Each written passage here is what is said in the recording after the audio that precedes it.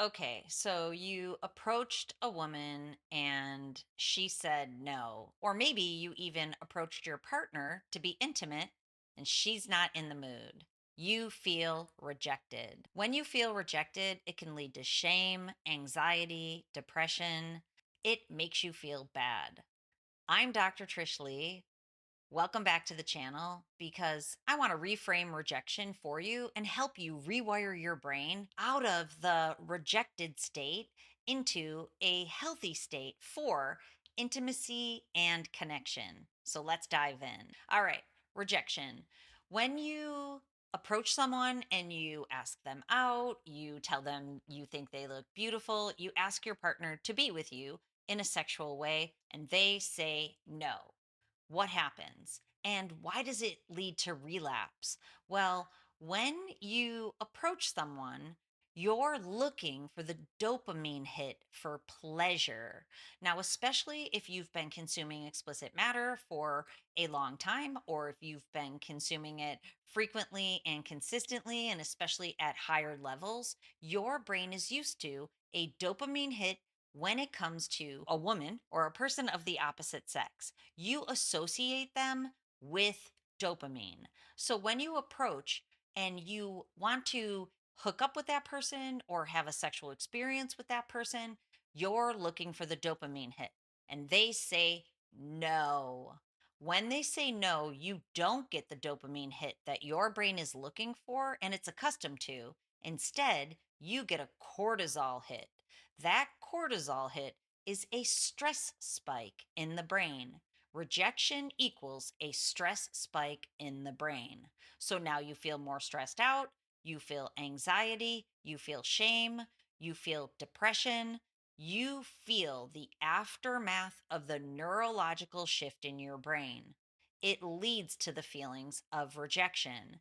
Now, that feeling of rejection can lead to relapse because you're used to that big dopamine hit.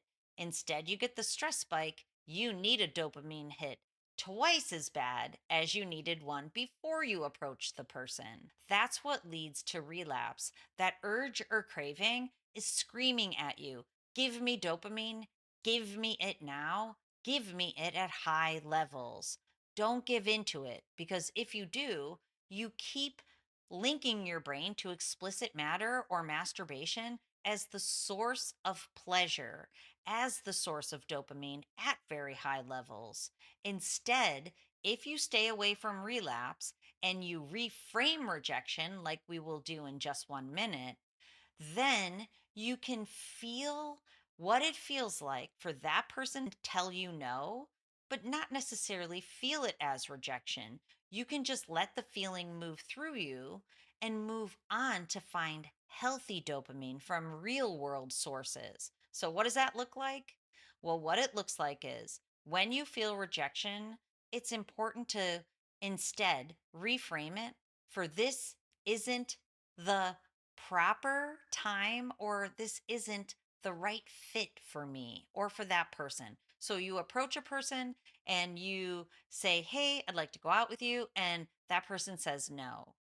It's just not a good fit, or it's just not the right time for that person. It may have nothing to do with you. And it certainly doesn't have to equal quote unquote rejection. Rejection is such a big word that has so many feelings that come along with it, and that stress spike, that shift in your brain function. But when you reframe it to tell yourself a new story, honestly, we become the stories we tell ourselves. If you tell yourself the story that that person's busy and they just don't have time, or they don't feel an intimate connection, and that woman is looking for intimacy, not just for pleasure. That is a very big disconnect that happens with a person who has a hypersexual brain and a healthy emotional woman.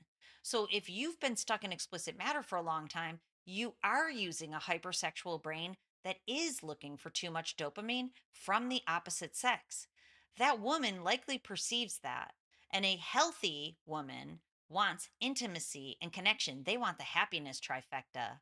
What that means is pleasure from dopamine at lower levels, serotonin for joy, and oxytocin for connection. So they're feeling the I want pleasure, I want dopamine coming off of you. They want the happiness trifecta at smoother, lower levels. There's a disconnect. It's not a good fit. Now, if it's your partner might understand the hypersexuality that you're dealing with, and they may not want to partake in that. So the same holds true. It's time to get back to intimacy, vulnerability, connection. So, how can you do that? Your brain hack happiness strategy for the day is to approach people, whether it be your partner or someone you're interested in building connection with, in a way that it's palpable, that you don't want to just jump into the sack with that person for pleasure. You want to connect with them on a deeper level. You want to get to know them. You want to build intimacy. You want to share about yourself with them. It's not just a hookup. It's not just casual. So let that come off of you, because that's what an emotionally healthy woman wants. Then it might be a better fit and it might be a good time. Okay, I hope that helps you out. If you're looking for more help on the journey, please go over to drtrishleigh.com. I've created a new free guide. It's called Reward Reset. It's 32 brain hacks for you to leave the screen and reclaim healthy pleasure in your life. The goal is to help you reset the pleasure pathways in your brain and in your life, out of the screen, back into purpose, whether that be your job, your career, your hobbies, or relationships that feed your soul. And if you're looking for more help on the journey, please reach out, schedule a consultation with a brain health professional on my team. We are here to help you. I have advanced technology that I can read how your brain is performing and how it's been impacted by explicit matter or screen addiction. It can be at the root of the rejection that you're feeling. So reach out, get a consultation so you can see how your brain has been impacted. Then, of course, you can use advanced technology to rewire your brain faster so you can feel and perform great soon. All right. As always, control your brain or it'll control you.